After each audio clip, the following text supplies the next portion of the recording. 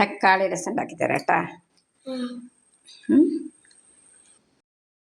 അസ്സലാമലൈക്കും. ഇതപ്പോൾ നമുക്ക് തക്കാളി രസം എങ്ങനെ ഉണ്ടാക്കണം എന്നുള്ളത് നോക്കാം. അപ്പോൾ അതിന് വേണ്ടി തക്കാളി അരിഞ്ഞ് വെച്ചിട്ടുണ്ട്.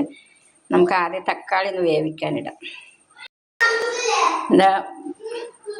പിന്നെ തക്കാളി ഒരു പാത്രത്തിലേക്ക് ഇട്ടിട്ട് നമുക്കതിൽ കുറച്ച് ഉപ്പിടാം. കല്ലുപ്പാണ് ഇടുന്നത്. കുറച്ച് വെള്ളം ഒഴിക്കാം.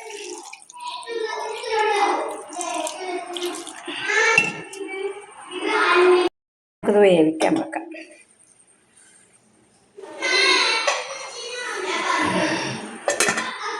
നന്നായി വെന്ത് വരട്ടെ. പിന്നെ അതിൽ ചേർക്കാനുള്ളതാണിത്: വെളുത്തുള്ളി, ചെറിയ ഉള്ളി, പച്ചമുളക്, വറമുളക്, കറിവേപ്പില, മല്ലിയില. ഉടച്ചെടുക്കാം.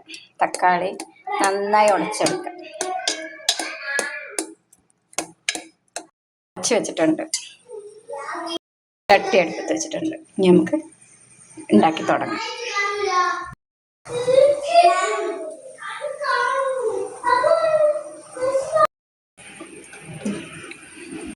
ഓയിൽ ഒഴിക്കാം.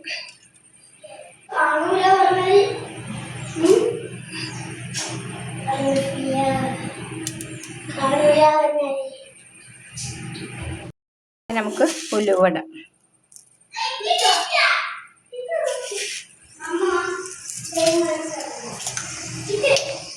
പിന്നെ നല്ല ജീരകം.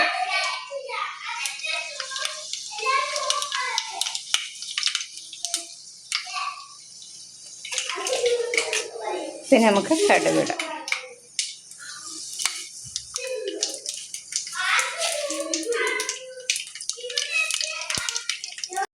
രണ്ട് വറ്റൽമുളക് ഇടുക.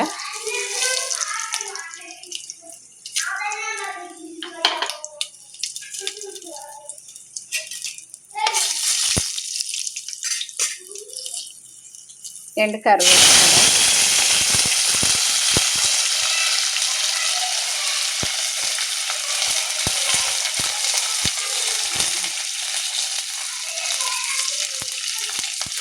നമുക്കിതാ ഈ ഉള്ളിയും പച്ചമുളകും ചെറിയ ഉള്ളിയും വെളുത്തുള്ളി എല്ലാം ഇടാം. ഇനിയിപ്പോൾ നന്നായി വണക്കിക്കൊണ്ടുവരും.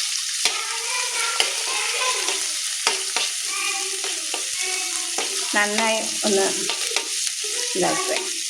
ഒരുപാട് മൊരിയൊന്നും വേണ്ട. നമുക്കൊന്ന് സോട്ടായി മതി. മുരിങ്ങ നന്നായി തെഴുത്ത് വരുന്നുണ്ട്. ഇതാണ്ട ഇടയ്ക്ക്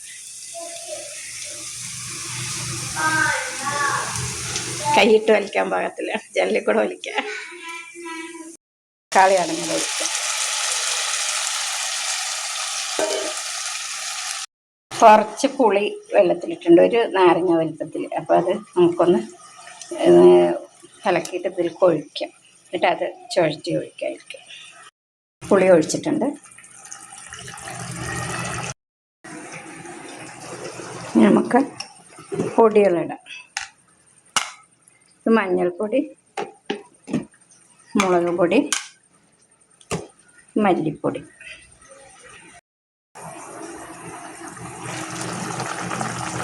മല്ലിപ്പൊടിയുടെ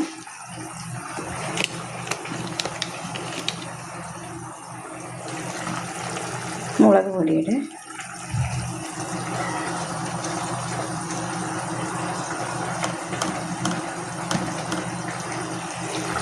മഞ്ഞൾപ്പൊടി.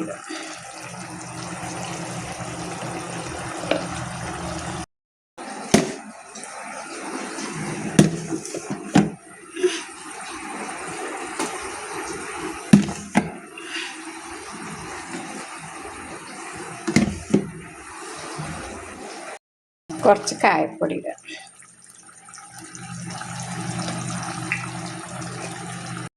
കുരുമുളക് പൊടി ഇടുക. പിന്നെ നമുക്ക് മല്ലിയില ഇട്ട് കൊടുക്കാം. ഒരു പിടി മല്ലിയില. കുറച്ച് വെള്ളം ഒഴിച്ചിട്ട് കല്ലുപ്പ് ഇട്ടിക്കണം. എന്നാലും ആവശ്യത്തിന് കുറച്ച് ഉപ്പും പൊടി ഉപ്പും കൂടി ഇടാം. വെള്ളം ഒഴിച്ച് കൊടുക്കാം.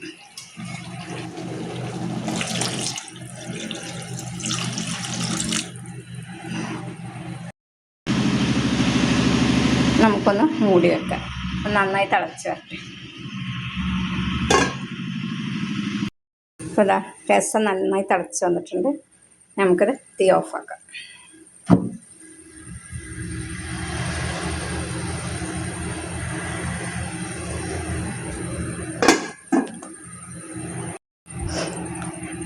നല്ല മണമുള്ള രസമാണ്, നല്ല ടേസ്റ്റുമാണിത്.